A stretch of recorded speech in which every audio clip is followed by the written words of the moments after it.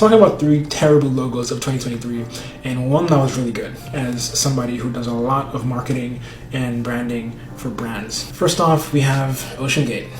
Now, this was a terrible idea because there is no more obvious way to say that you're gonna end up in a scandal at some point than a name like this. Have you never heard of Watergate before? Either a case of extreme incompetence or they just hired a fortune teller to name this company and make this logo. Even if security was all good, you could not catch me on this thing. Next up, our friends over at Minute Maid. They really decided that what they needed was to have less green in their logo. Why would you guys remove the green part of your logo? It honestly looks like y'all went from picking fruits to manufacturing them in a warehouse. It doesn't look good. It looks like y'all just asked the agency to make your logo look as boring, as corporate, and as cut off from nature as possible. Speaking about boring and corporate logos, next up is Sundance Film Festival. I don't know who greenlit this, but that was a mistake. Like, was there really a reason to get rid of the sun in the logo for Sundance? I'm convinced we're racing to have the most boring logo. Before, your logo had meaning. There was a reason for the big yellow circle, the sun, in Sundance. It makes so much sense. It's eye-catching.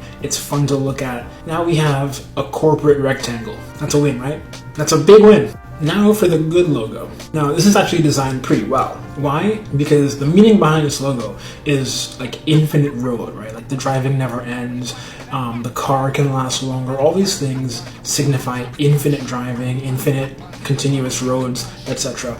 And this logo delivers that. If you look, you'll see they made sure those 2 lines going in never really meet. So it looks kind of like a road, and it's always continuing. There's much more of a subtle implication that it's a street, and this street is never ending.